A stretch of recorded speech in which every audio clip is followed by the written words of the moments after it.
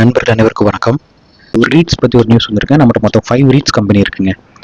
Embassy, Brookfield, mind space, Nexon and KRT knowledge realtors இவங்க எல்லாம் சேர்த்து கிட்டத்தட்ட 2556 கோடி வந்து டிஸ்ட்ரிபியூட் பண்ணியிருக்காங்க யூனிட் ஹோல்டருக்கு. இது வந்து ரெக்கார்டு அப்படிங்கிறாங்க. ஏன்னா இப்போ நிறைய பேர் இன்வெஸ்ட் பண்ண ஆரம்பிக்கிறாங்க. அது மாதிரி நிறைய ரியல் எஸ்டேட் இன்வெஸ்ட்மெண்ட் ட்ரஸ்ட் நிறைய வரதுனால கிட்டத்தட்ட போன வருஷம் ஃபுல் இயர்ல வந்து 8906 கோடி கொடுத்துருக்காங்க. இந்த வருஷம் இந்த Q4ல மட்டுமே 2556 கொடுக்குறாங்க. ஸோ உங்களுக்கு ஒவ்வொரு குவார்டரா வந்து நம்ம ரெக்கார்டை வந்து பயங்கரமா இது இன்க்ரீஸ் ஆகணும்னு நினைக்கிறேங்க. ஸோ ரீட்ஸ்ல யாருக்காவது இன்வெஸ்ட் பண்ணணும் அப்படின்னா இந்த 4 ஸ்டாக்கை பார்த்துக்கோங்க. பார்த்துட்டு உங்களுக்கு பிடிச்சிருந்தா நீங்க என்ன இன்வெஸ்ட் பண்ணிக்கோங்க. அண்ட் நெக்ஸ்ட் வந்து கோல்டு ETF வந்து நிறைய பேர் வெளியே போறாங்க. பார்த்தீங்கன்னா குளோபலாகவே நிறைய எக்ஸிட் நடக்குது. இன்ஃப்ளோ வந்து பார்த்தீங்கன்னா 1.09 பில்லியன் நடந்துச்சு. பட் இப்போ பார்த்தீங்கன்னா அவுட்ஃப்ளோ 2.17 பில்லியன் நடந்திருக்குங்க. ஸோ நெகட்டிவாக 1.8 பில்லியன் இருக்கு. ஸோ நார்த் அமெரிக்கா தான் அதிகம் 0.62, யூரோப் 0.22, ஏசியா 0.63 வந்து எக்ஸிட் ஆயிருக்காங்க. யூஎஸ் அண்ட் சைனா பயங்கரமாக எக்ஸிட் ஆயிருக்காங்க. அண்ட் பார்த்தீங்கன்னா யூகே வந்து பயங்கரமாக மறுபடியும் இன்ஃப்ளோ பண்ணியிருக்காங்க. இந்தியாவில் பெருசாக எதுவும் பண்ணல, நம்ம வாங்கிட்டே தான் இருக்கிறோம். ஸோ இந்த அவுட்ஃப்ளோ எதை காட்டுதுன்னா ஃபர்ஸ்ட் கோல்டு விலை ரொம்ப அதிகமாக இருக்குது. ஸோ அதை வந்து கேஷாக மாற்றிக்கலாம்னு கண்ட்ரிஸ் நினைக்கலாம். அண்ட் செகண்ட் வந்து பார்த்தீங்கன்னா இந்த மாதிரி வார் சுச்சுவேஷனில் கொஞ்சம் கேஷ் கையில் இருக்குது கரெக்டாக அவங்க டாலராவோ இல்லை வேற அப்ரிசியேட் பண்ணுற கரன்சி கூட அவங்க இன்வெஸ்ட் பண்ணலாங்க. ஸோ மேபி இதுதான் ரீசனாக இருக்கும். Tyre company and auto component companies வந்து ப்ரைஸை வந்து ஹைக் பண்ண போகிறோம்னு சொல்கிறாங்க. ஏன்னா ரா மெட்டீரியல் ப்ரைஸ் அதிகமாக இருக்கும், சிம்பிளாக முடிச்சிடுறாங்க. So natural rubber, steel, aluminium, copper இதெல்லாம் எங்களுக்கு தேவை, அது எல்லாமே அதிகமாக இருக்குது. ஸோ அதனால் ஹைக் பண்ண போகிறோம் அப்படிங்கிறாங்க. So CA tyres already 5% hike பண்ணிட்டாங்க, இன்னொரு 5% பண்ணுவோம்னு சொல்லியிருக்காங்க. அப்போலோ டயர்ஸும் 6 to 8% ஹைக் பண்ண போகிறோம்னு சொல்கிறாங்க. சோனா PLW அவங்களும் நாங்கள் வந்து ஹைக் பண்ண போகிறோம்னு சொல்லிட்டாங்க. ராமகிருஷ்ணா ஃபோர்டியும் ஹைக் பண்ண போகிறாங்க. ஸோ இந்த மாதிரி கஷ்டமான சமயத்தில் இவங்களும் இப்படி தான் பண்ணுவாங்க. அதை நம்ம ஒன்றுமே பண்ண முடியாதுங்க. ஸ்டாக் வந்து 200 day EMA வந்து கிராஸ் பண்ணியிருக்குன்னு சொல்கிறாங்க. இது வந்து அப்சைட் வருமா அப்படின்னு நம்ம பார்க்கணும். ஃபர்ஸ்ட் வந்து ஈச்சர் மோட்டார், அப்புறம் வந்து பார்த்தீங்கன்னா பேங்க் ஆஃப் இந்தியா, அப்புறம் இந்த டெட்டக்கர் ரயில் சிஸ்டம், L&T ஃபினான்ஸ், அப்புறம் பிரிமல் ஃபார்மா, அசோக் லேலண்ட், ஓஸ்வாலா, தென் பெட்ரோனட் LNG, அப்புறம் சுமிட்டோ கெமிக்கல் லிமிடெட், தென் பார்த்தீங்கன்னா ஹிண்டால்கோ ஏரோநாட்டிக்ஸ், அப்புறம் கெயில். இது எல்லாமே வந்து 200 day EMA வந்து பீட் பண்ணுறாங்க. கொஞ்சம் பார்த்துக்கோங்க இது யூஸ் ஆகுமா அப்படின்ட்டு. நெக்ஸ்ட் வந்து பார்த்தீங்கன்னா நாஸ்டாக் வந்து பிட்காயினை வந்து உங்களோட இண்டெக்ஸ்குள்ளே கொண்டு வர போகிறாங்க. நாஸ்டாக்கோட இண்டெக்ஸ்குள்ளே வந்து பிட்காயினை கொண்டு வரதுக்கு அவங்க அப்ரூவ் பண்ணிட்டாங்க. ஸோ பிட்காயின் இண்டெக்ஸ் ஆப்ஷனில் வரப்போது பிட்காயின் இண்டெக்ஸ் NXBT அப்படின்னு அதோட நேம் வரப்போகுதுங்க. ஏன் அப்படின்னு பார்த்தீங்கன்னா ஃபர்ஸ்ட் வந்து இன்ஸ்டிடியூஷன் அடாப்ஷன் பண்ண போகிறோம், அதோட ப்ரைஸை டிஸ்கவரி பண்ண போகிறோம், மார்க்கெட் லெஜிட்மேட்டாக இருக்கும்னு நாங்கள் நினைக்கிறோம், லிக்விடிட்டி இம்ப்ரூவ் பண்ணோம்.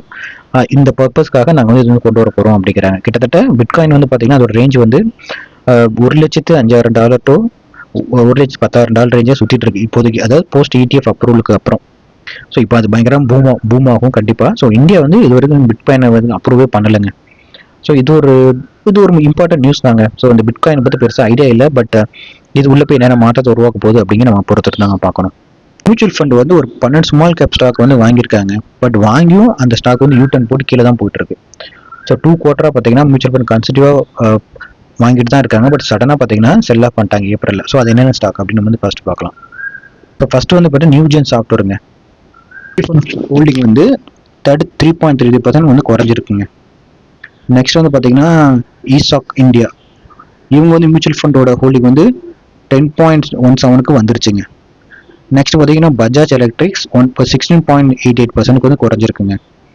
அண்ட் நெக்ஸ்ட் வந்து பார்த்தீங்கன்னா updated service mutual fund holding 12.16 குறைஞ்சிருக்கு 12.20 இருந்து. தென் ஜோதி CNC மியூச்சுவல் ஃபண்ட் ஹோல்டிங் வந்து 11.84 இருந்து 12.21 குறைஞ்சிருக்கு. நம்ம ஆஃபீஸ் ஸ்பேஸ் பார்த்தோமே அதுதான் 35.49 35.49 குறைஞ்சிருக்கு. இந்த SH கலர் லேண்ட் கம்பெனி இவங்க வந்து பார்த்தீங்கன்னா 4.75 குறைஞ்சிருக்காங்க. ப்ளூ ஜெட் ஹெல்த் கேர் வந்து 1.62 வந்திருக்கு. குவிஸ் கார்ப் வந்து 9.29 வந்திருக்கு. அப்புறம் கேமலின் ஃபினான்ஸ் சர்வீஸ் வந்து 6.80 வந்திருக்குங்க. அப்புறம் இபிக்ரல் வந்து 4.90 வந்திருக்கு. அப்புறம் அலாக் இண்டஸ்ட்ரி வந்து 0.08 ரொம்ப கம்மியாயிருச்சு. அப்புறம் மெடிஎஸ்எஸ் ஹெல்த் கேருங்க 36.39 வந்திருக்கு. ஃபைனலாக பார்த்தீங்கன்னா ஈரோகா ஃபாபர்ஸ் இவங்களும் வந்து 4.67 வந்து குறைச்சிருக்காங்க. ஸோ தென் வந்து பார்த்தீங்கன்னா மியூச்சுவல் ஃபண்டோட எக்ஸிட்லோட வந்து நிறைய மியூச்சுவல் ஃபண்ட் வந்து குறைக்கிறாங்க. பொதுவாகவே நீங்கள் ஒரு மியூச்சுவல் ஃபண்ட்லேருந்து இன்வெஸ்ட் பண்ணீங்கன்னா உடனே நீங்கள் வந்து பணத்தை எடுத்தீங்கன்னா 1% பெனால்ட்டி போடுவாங்க. இப்போ 1 லேக் இன்வெஸ்ட் பண்ணியிருக்கீங்க, 6 மந்த்ஸில் வெளியே போகிறீங்கன்னா 1000 ரூபாய் பெனால்ட்டி, உங்களுக்கு உங்கள் கையில் 990 தான் கிடைக்கும். ஸோ இந்த மாதிரி தான் எல்லா ஃபண்ட் கோர்ஸும் வச்சிருக்காங்க. பட் இப்போ எல்லாமே குறைச்சிட்டு வராங்க. நிப்பான் என்ன சொல்கிறாங்க, 0% எக்ஸிட் லோட் சொல்கிறாங்க. டிஎஸ்பி மியூச்சுவல் ஃபண்ட் இந்த மாதிரி எல்லா மியூச்சுவல் ஃபண்டுமே குறைக்கிறாங்க, இல்லைன்னா 0 கொண்டு வந்துட்டாங்க. ஏன் அப்படின்னு பார்த்தீங்கன்னா காம்படிஷன் பயங்கரமாக இருக்குது, எக்கச்சக்க ஏஎம்சி வந்துருச்சு. அதனால அவங்க வந்து ப்ரெஷரில் நிறைய பேர் உள்ளே கூட்டிட்டு வரணும், நிறைய இன்வெஸ்டர் கொண்டு வரணும் அப்படின்னு குறைச்சிருக்காங்க. செபி என்ன சொல்கிறாங்க, இன்வெஸ்டர் ஃப்ரெண்ட்லியாக இருங்க, அவங்க இஷ்டத்துக்கு வச்சுட்டு இருக்காங்கன்னு சொன்னனால மேபி குறைச்சிருக்கலாம். அப்புறம் லாங் டேர்ம் இன்வெஸ்டருக்கு வந்து நிறைய வந்துட்டாங்க, யாருமே எக்ஸிட் பண்ண மாட்டேங்காங்க, நமக்கு அதனால பெருசாக யூஸ் இல்லைன்னு கூட குறைச்சிக்கலாம். இந்த 3 ரீசனால அவங்க வந்து குறைச்சிருக்காங்க. ஸோ இதனால நமக்கு என்ன யூஸ் ஆகும், கண்டிப்பாக யூஸ் ஆகும். நம்மளால இப்போ ஃப்ளெக்சிபிளாக ஒரு ஃபண்ட்லேருந்து கூட ஈஸியாக ஸ்விட்ச் பண்ணிக்கலாம். முன்னாடி ஃபண்ட் ஸ்விட்ச் பண்ண நிறைய யோசிப்பாங்க, பட் இது அட்வைசபிள் இல்லை. பட் இன்கேஸ் நம்ம தேவையில்லாம நம்ம வாங்கிட்டோம் அப்படின்னா வேற ஃபண்டுக்கு ஈஸியாக ஸ்விட்ச் பண்ணிக்கலாங்க. ஸோ அதுதான் இதில் வந்து ஒரு பெரிய ப்ளஸ் தான் நான் பார்க்குறது. ரெண்டாவது வந்து இந்த கிரெடிட் கார்டு ஸ்கோர் ரிலேட்டடாக ஒரு நியூஸ் பார்த்தேங்க, சூப்பராக இருந்துச்சு. ஸோ அதை உங்கள்கிட்ட ஷேர் பண்ணணும் அப்படின்னு நான் நினச்சிருக்கேன். கிரெடிட் கார்டில் வந்து ஹார்ட் என்கொயரி, சாஃப்ட் என்கொயரி அப்படின்னு 2 இருக்குது. அதை பற்றி பார்க்கலாம். இது இன்ட்ரெஸ்டிங்காக இருந்துச்சு நியூஸு. ஹார்ட் என்கொயரி அப்படின்னா கடுமையான விசாரணை. அப்புறம் என்ன பண்ணுவாங்கன்னா, நீங்கள் இப்போ வந்து லோன் எடுக்க போறீங்கன்னா உங்கள் லோனுக்கு செக் பண்ணுறது, ஹோம் லோனுக்கு, car loan, credit card application இந்த மாதிரி செக் பண்ணுறாங்க. ஸோ இப்போ இப்படி செக் பண்ணும்போது 5 to 10 பாயிண்ட் உங்களோட கிரெடிட் ஸ்கோர் குறையுங்க. ஸோ 2 இயர்ஸ் வந்து இது வந்து உங்களுக்கு கிரெடிட் ரிப்போர்ட்டில் இருக்கும். இந்த மாதிரி நீங்கள் மல்டிபிள் லோனுக்கு அப்ரோச் பண்ணிங்கன்னா கூட உங்களுக்கு கிரெடிட் ஸ்கோர் குறையும் அப்படிங்கிறாங்க. இது வந்து ஹார்ட் என்கொயரி. சாஃப்ட் என்கொயரினா ஒன்றும் இல்லை, ஒரு பேக்ரவுண்ட் செக் பண்ணுறது, ப்ரீ அப்ரூவல் ஆஃபர், அப்புறம் நீங்களும் உங்களோட ஓன் சிபில் ஸ்கோரை செக் பண்ணுறது. இப்போ வந்து ஒரு கம்பெனிக்கு போகிறீங்கன்னா உங்கள் பேக்ரவுண்ட் வெரிஃபிகேஷன் பண்ணுவாங்களா, அதே மாதிரி பண்ணுறது, ஒரு பேமெண்ட் பண்ணும்போது எலிஜிபிலிட்டி பார்க்குறது, இந்த மாதிரி பண்ணுறதுனால வரும். இதனால உங்களுக்கு உங்கள் ஸ்கோர் வந்து பெருசாக வந்து இம்பாக்ட் ஆகாது.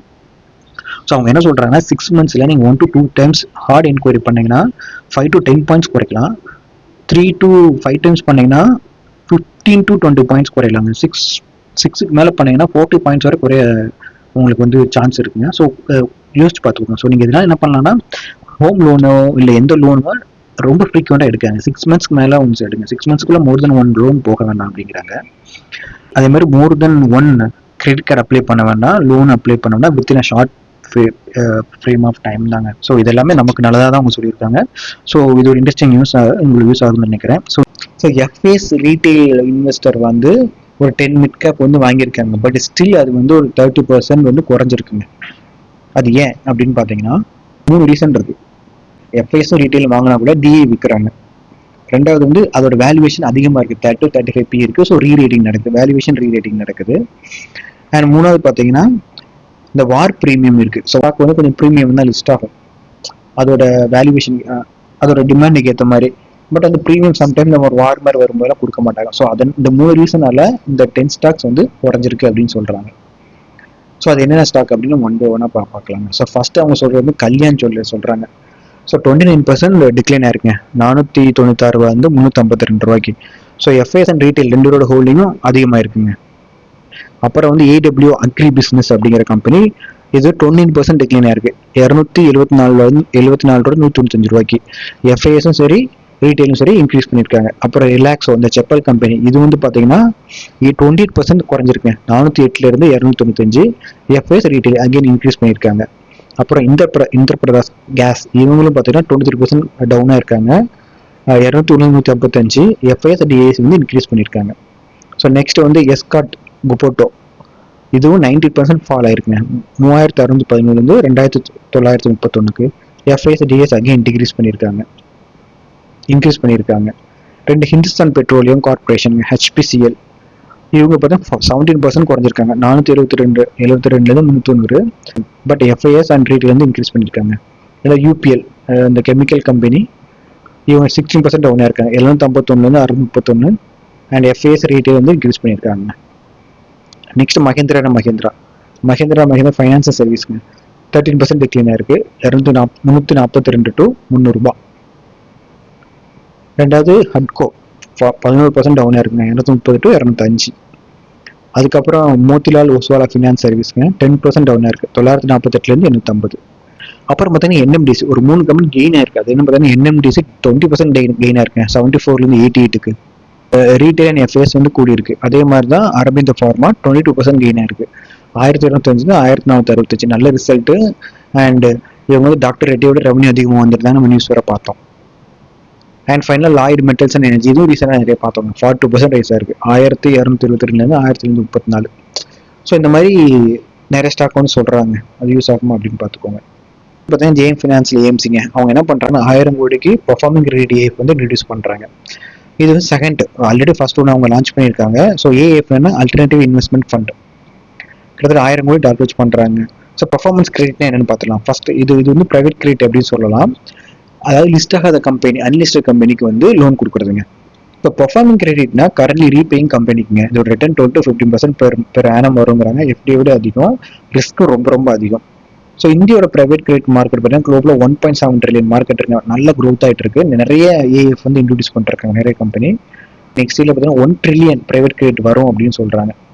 ஏன் இப்போ வருது அப்படின்னு பார்த்தீங்கன்னா பேங்கோட கிரெடிட் க்ரோத் வந்து ஸ்லோவாயிட்டே இருக்கு, மார்ஜின் ப்ரெஷர்னால. அப்புறம் கார்பரேட் ஃபினான்ஸ் கேப்பும் அதிகமாயிட்டே போகுதுங்க.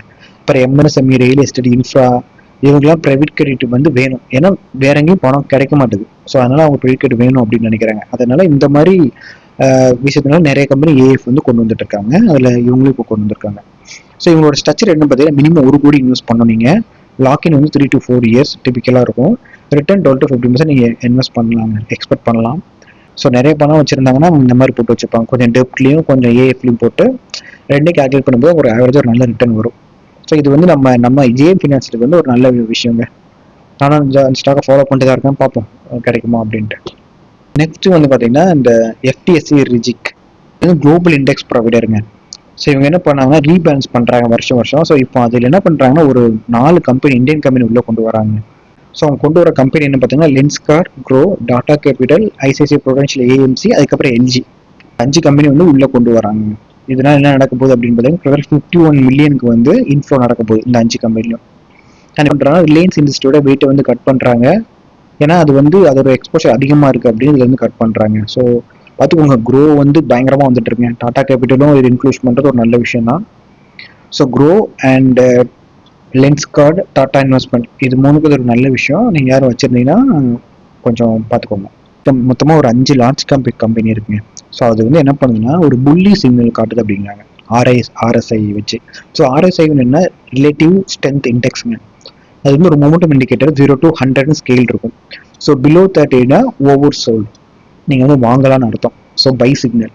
அபோவ் 70னா ஓவர் பாட், அப்போ செல் சிக்னல். ஸோ ஆர்ஐஎஸோட 30ல இருந்துச்சுன்னா பவுன்ஸ் ஆகும்னு அர்த்தம், 70ல இருந்தால் அது வந்து கீழே விழும் அப்படின்னு அர்த்தம். ஸோ அப்போ இந்த மாதிரி ஆர்எஸ்ஐ வந்து 30ல இருக்கிற ஒரு 5 ஸ்டாக் என்ன அப்படின்னு வந்து, அதுவும் லார்ஜ் கேப் ஸ்டாக் என்ன அப்படின்னு வந்து பார்க்கலாம். ஸோ ஃபர்ஸ்ட் அவங்க சொல்றது வந்து எல்ஐசி இந்தியா சொல்றாங்க, லைஃப் இன்சூரன்ஸ் கார்பரேஷன் சொல்றாங்க. ஆர்எஸ்ஐ வந்து 54 இருக்கு அப்படின்னு சொல்றாங்க.